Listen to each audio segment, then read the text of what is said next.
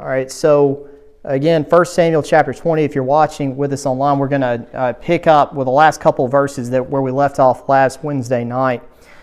So when you're thinking about this section, obviously we've talked about the relationship between Jonathan and Saul. It's not good, and really at this point, Jonathan has recognized that his father, as David has said, is up to no good. And in verses 32 through 34, we recall that Jonathan basically wanted to know, why are you pursuing after David? Jonathan was a man that was a righteous man. He obviously understood what the law of Moses said. And, you under the law of Moses, you couldn't just kill somebody just for the sake of you not liking them, right? You had to have a justifiable reason. Saul did not. And as we noted in verse 33, Saul doesn't use words to try to persuade Jonathan at this point. He simply, as the text says, he takes the javelin or spear and tries to throw it at his son's Jonathan. Right? That's what Saul does. And I don't know if I mentioned this, but it is interesting to note here the word that is mentioned. The word that is mentioned for killing here, verse 33, smite. It's actually the same word that was used in earlier times where it talked about Saul smiting the enemies of Israel. And now the writer of Samuel is using that exact same word to describe Saul, not now smiting the enemies of Israel, but Saul smiting Jonathan, who was an ally, right, of Israel in the sense of being a supporter of David. So that by verse 34, Jonathan's upset with his father, as anyone would understand. He doesn't eat meat for the second day. He doesn't eat the feast of the second night of the festival of the new moon because he's in sadness because of not just what this means to, with his relationship with his father, but also, again, it shows he knows the outcome, or he knows the ramifications of this because of what it's going to do for David, which is where we pick up in verse 35. There are a couple of things a couple of thoughts of application here. You think about Matthew 6, verse 33, and I think it's a verse that really ties in here, right, where, Jesus talked about that part of our duty as Christians is to seek first the kingdom of God. And a lot of times that requires us to have a spiritual mindset rather than a physical mindset. And I think about that verse because I think about the mindset between Saul and Jonathan, because Saul's rebuke to his son for protecting David in verses 30 and 31 was basically, Jonathan, if you support David, think about what you will lose physically, right? Again, think about it. You lose the ties to your own family, right? You have supported David, verse 30, to thine own confusion, under the confusion of thy mother's nakedness, right? You have lost the ties to you're going to sacrifice the ties of your physical family to support David. Verse 31, your kingdom will not be established. You will not be the next king of Israel as long as David lives, because David's already been designated to be the next king of Israel. So, in Saul's mind, it doesn't make any sense why Jonathan is taking the action that he does. But that's because Saul is only thinking about this situation in physical terms. He's only thinking about, if we think about Matthew 6, verse 33, his mindset is set on the kingdom for himself, right? Not necessarily what's best for Israel at this point, but Saul's mindset is only concerned about what Jonathan stands to lose physically by supporting David and not supporting him. Whereas Jonathan, who asked Saul about the law, again, Jonathan being a man that's righteous and based on what happens next, Jonathan's willing to sacrifice everything that might help him to achieve being the king of a physical kingdom if it means that spiritually I'm right with God, or I am on the side of God's people. And that's what Jonathan was willing to do. That's what a spiritual mindset here was willing to do. He was willing to forego the pleasantries of being a physical king if it meant supporting God's people. You think about Hebrews chapter 11, that's one of the things that was said about Moses, that Moses forsook the pleasures, the joy of being in Pharaoh's palace to suffer with the people of God. In Hebrews chapter 11, you think about, again, Philippians chapter 3, Paul talks about that.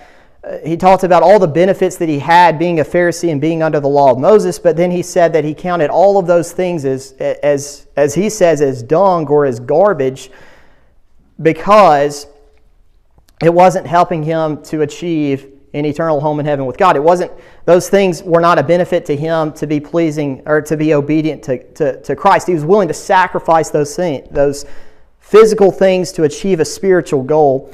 And that's what Jonathan's doing here. Sometimes in life we have to sacrifice physical things if it keeps us from pursuing after the goal of being obedient to God. And that's what Jonathan's doing here, which is in contrast to Saul, who is a man that is simply carnally minded. He's only thinking about the physical benefits for Jonathan to being king.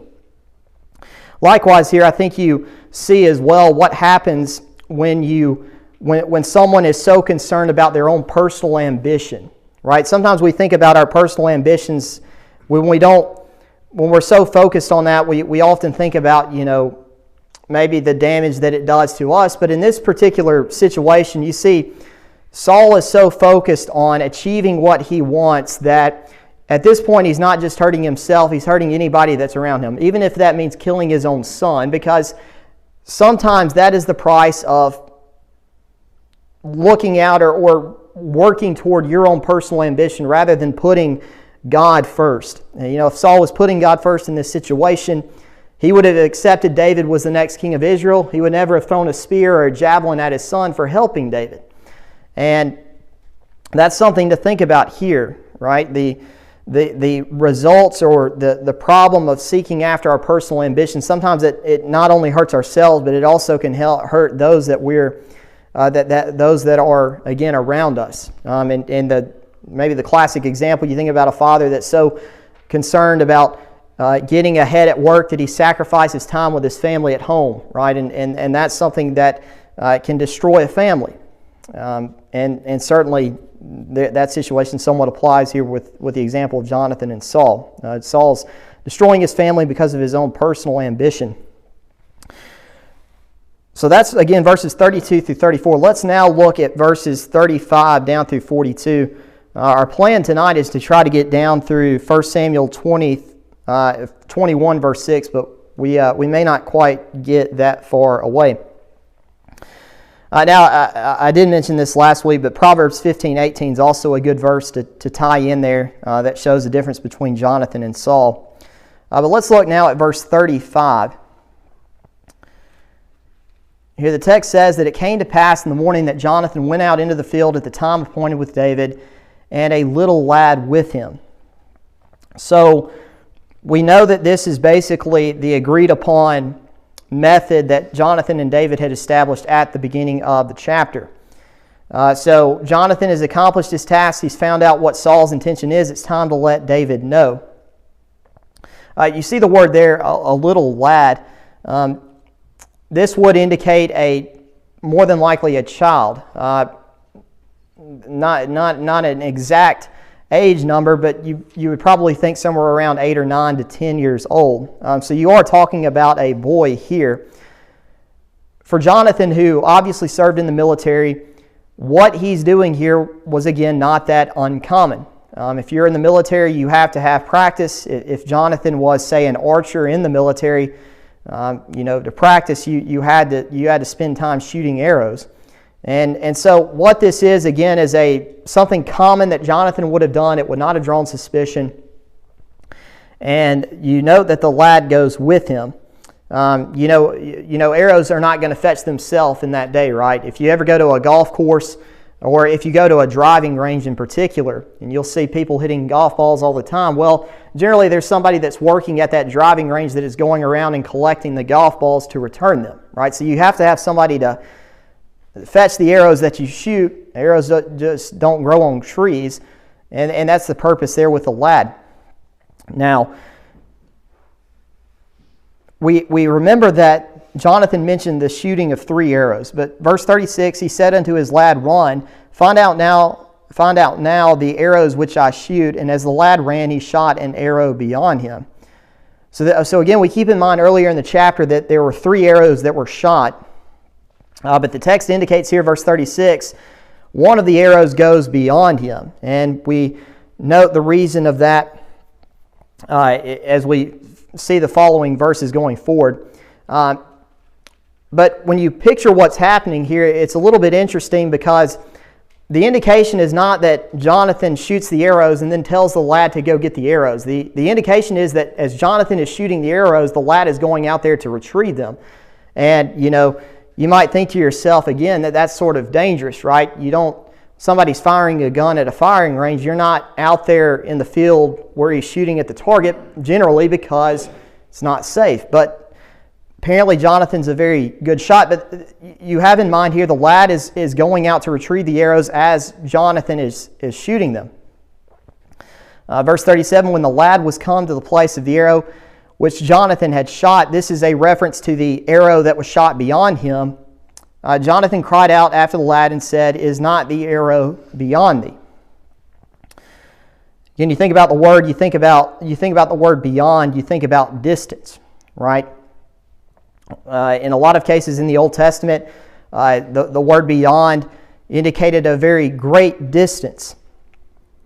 One of the kings, I believe it's in the book of 1 Kings, that was killed, said that he was buried beyond the gates of Jerusalem, or he was buried far away from the gates of Jerusalem.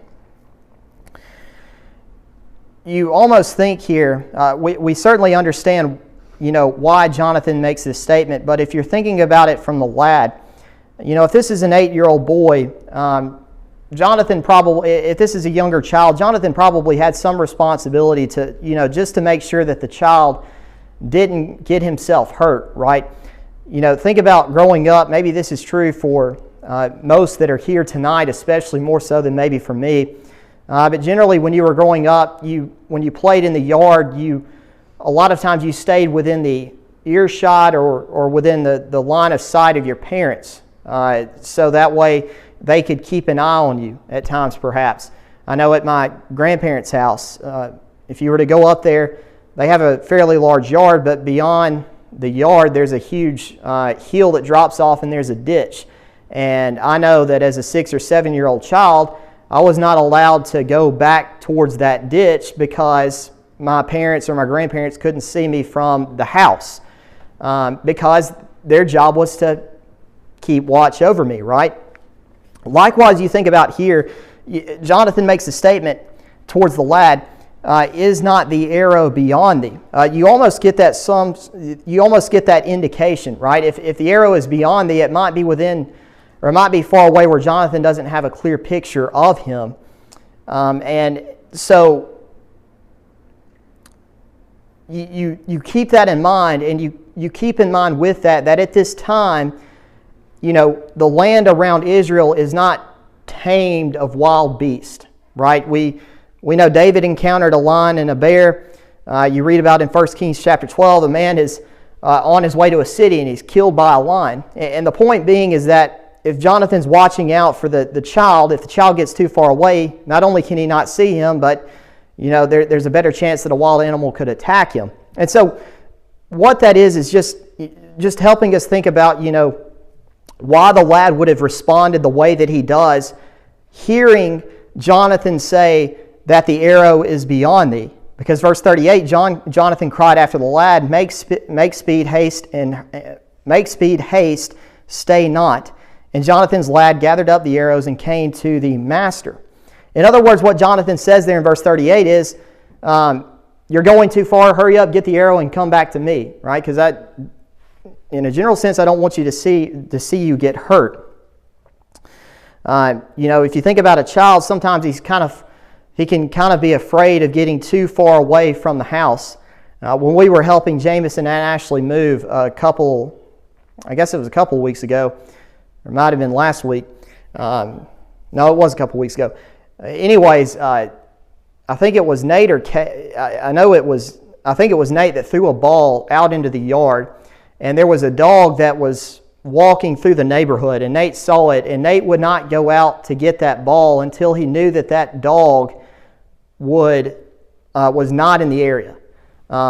Because, I guess to a certain extent, he was a little bit afraid of the dog. And so, sometimes kids can be like that, be afraid of getting too far away from the house. And so, for Nate, when he went to go get that ball, he ran and got it. He didn't walk. He, like what the lad does here, he made speed, he haste, and he stayed not. I was the exact same way.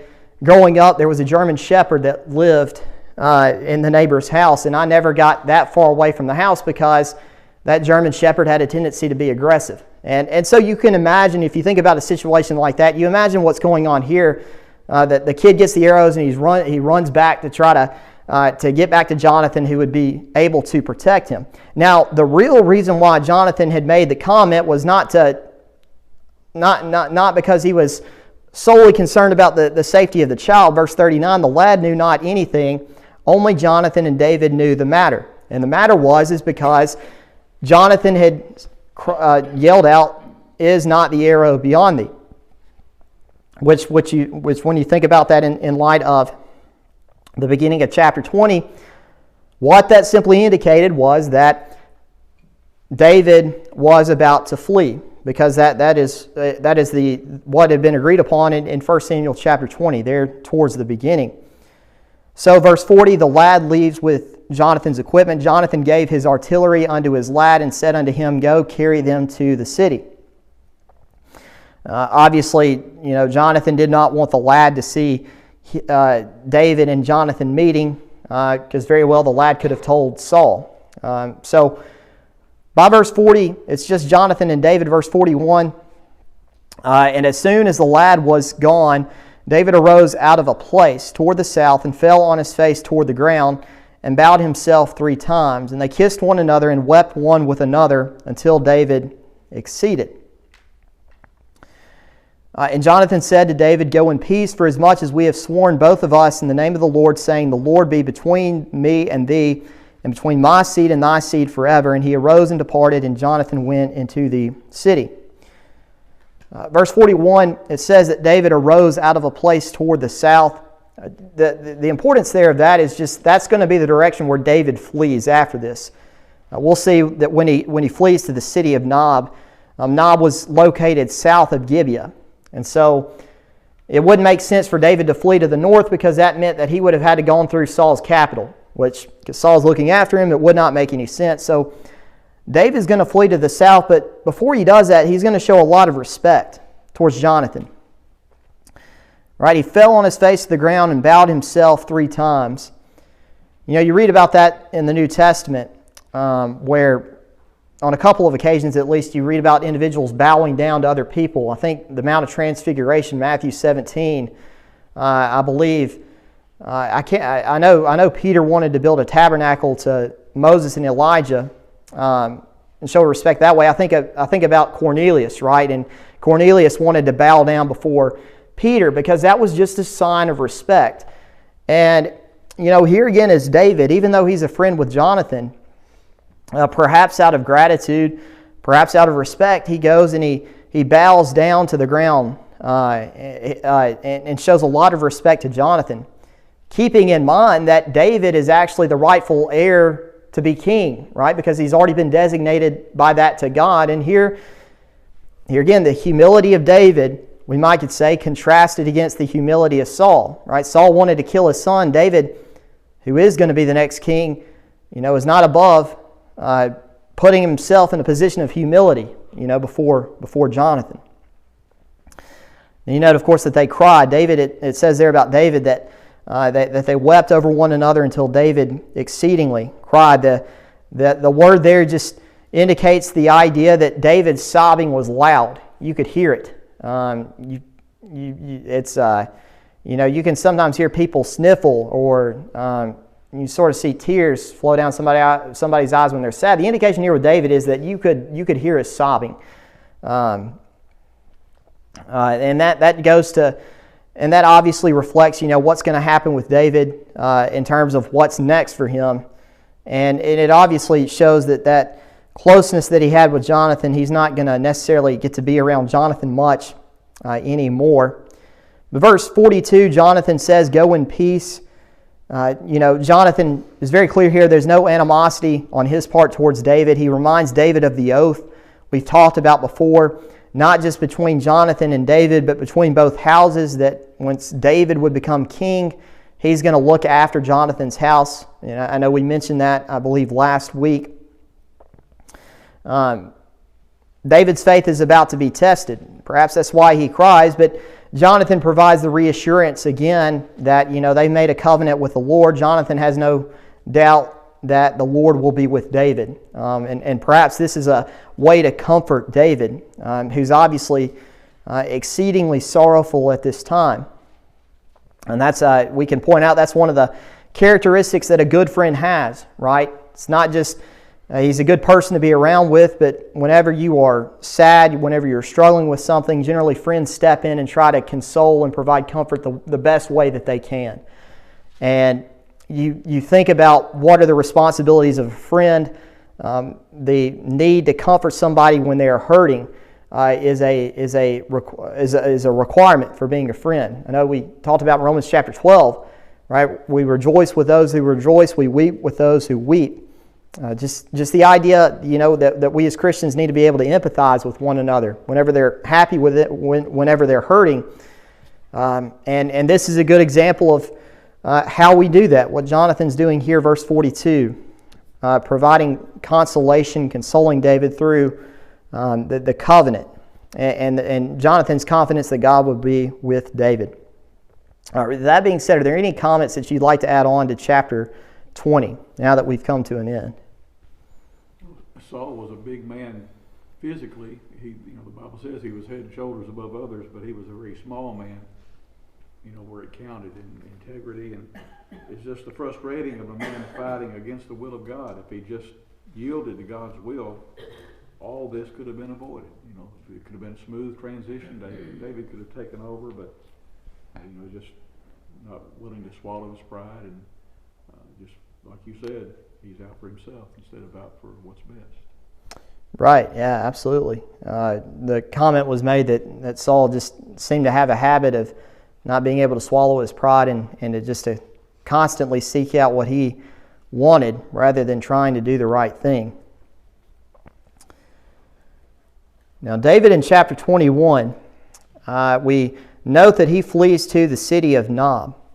Then came David to Nob to Ahimelech the priest, and Ahimelech was afraid at the meeting of David, and said unto him, Why art thou alone, and no man with thee? So one thing you want to keep in mind, you probably have this in your cross-reference, but 1 Samuel chapter 21, verses 1 through 6, you want to have marked there Matthew chapter 12, Mark chapter 2, and Luke chapter 6, because Jesus is going to reference this event in all three of those chapters. And we will talk a little bit about that as we go through here. We may not get through all of it tonight. But it is important that Jesus does reference this event. Or so, why would he flee to the city of Nob? Might be our question. Why would David flee to the city of Nob? Now, obviously, it was to the south, but we can look at some other reasons why David would flee to this city. You remember when David had fled away from Saul the first time, where did he go? Samuel. Yeah, he fled to Samuel, right? He fled to the city of Ramah, where Samuel was. And as we pointed out in that particular passage, the reason why David would have done this is because Samuel, who is a prophet of God, a messenger of God, David would have sought out Samuel to get help in terms of getting God's advice, because Samuel was a messenger of God. And that's how he could have gotten good advice, especially advice from God. Well, we know that there's sort of a similar purpose here, why David goes to the city of Nob. Because you note here who he meets, Ahimelech the priest. In chapter 22, verse 19, which we'll look at in a couple weeks, the designation there about the city is that it was the city of the priest. And more than likely what this indicates to us is that the tabernacle was here, perhaps. We note that back during the days of Eli, when Eli and his sons were killed, more than likely that the city of Shiloh was destroyed. And so the tabernacle had to be moved elsewhere, probably to the city of Nob, because it's called the city of the priest in chapter 22, verse 19.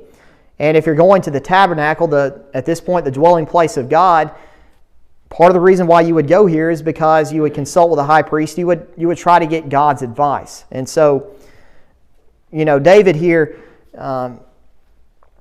again, you think about David in this particular situation. We've noted this before. When things get difficult, David is trying to seek advice from God. And that point is true for us as Christians. When things get difficult in life, our best option is to try to seek advice from God. Now, obviously, we don't run to a tabernacle. We don't run to a prophet. We should be running to God either through His Word or through prayer.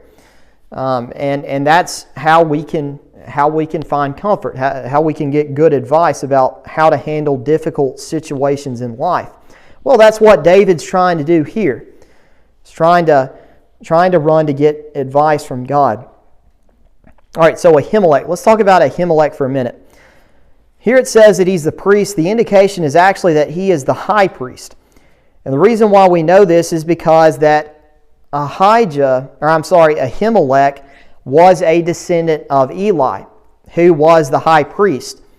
It would be under the time of Solomon when Eli's house would be put away from being the high priest. So at this time, even though Eli did wrong, his sons did wrong, at this point, the high priest, the line of the high priest, still traced through Eli's family. And Ahimelech possibly is the high priest here. Even though it just says the priest, more than likely Ahimelech here is the high priest. Now, based on his relations, it's more than likely that Ahimelech is the brother of Ahijah.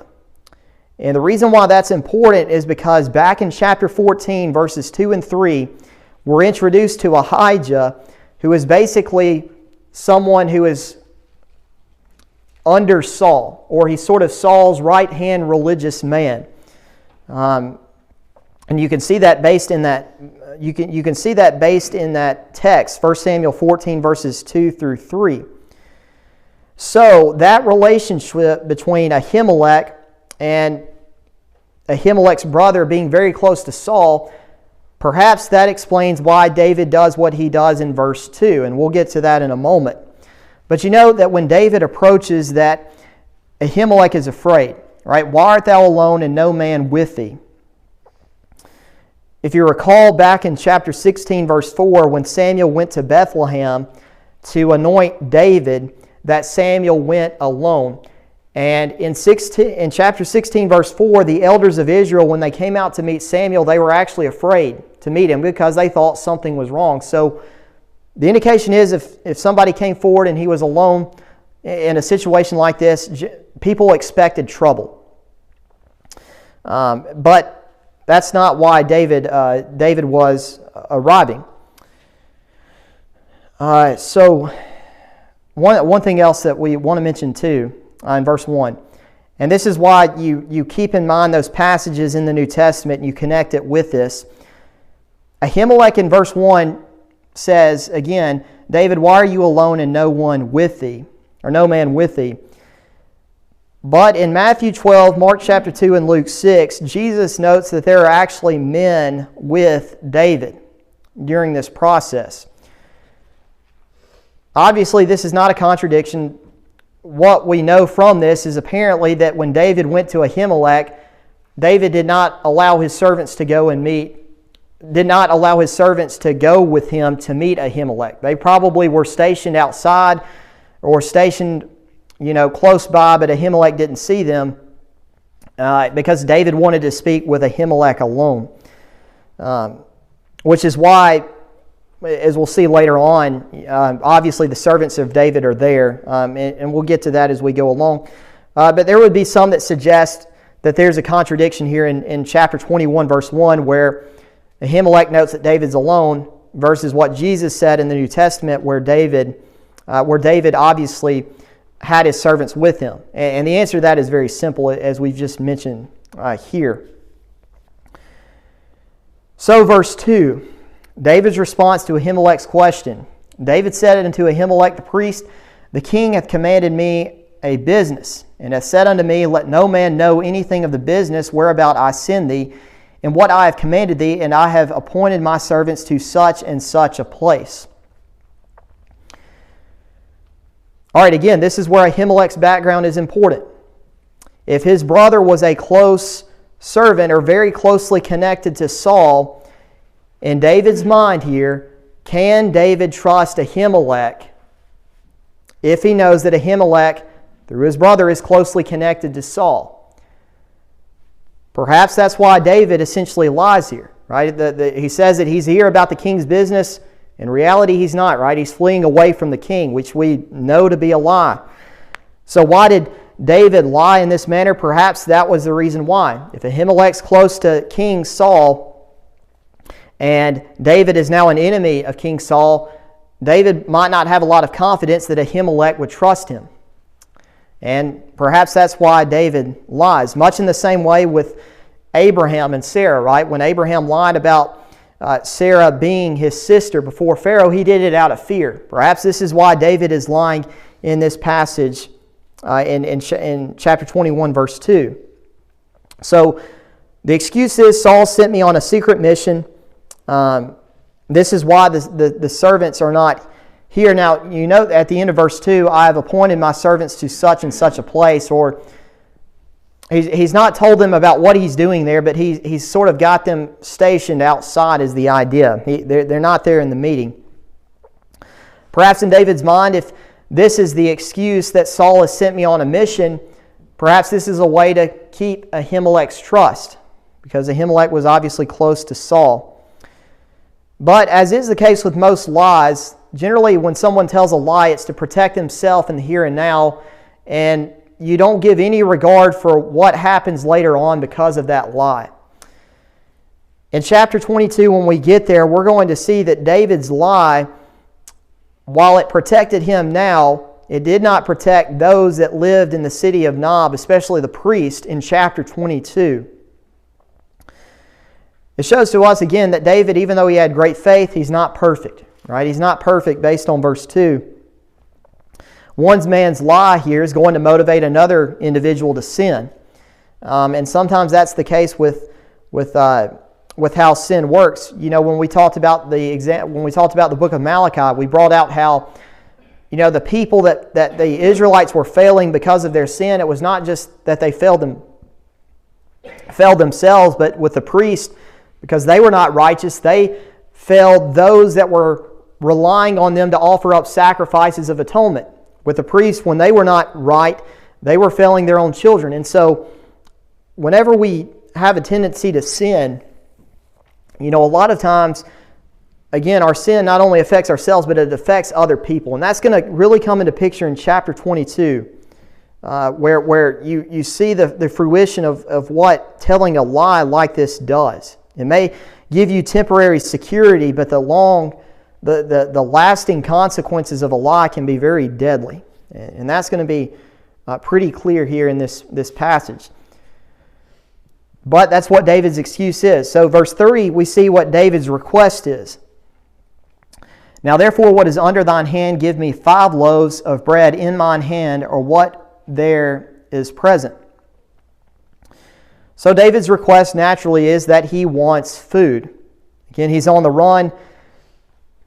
Obviously, this is something that happens very quickly. Perhaps, you know, again, David and them, they don't have all the provisions for themselves. And so, you know, David wants bread. Again, bread is a common food at that time. You know, bread has a lot of carbs. It'd be good for energy. But it is a common food that everybody ate.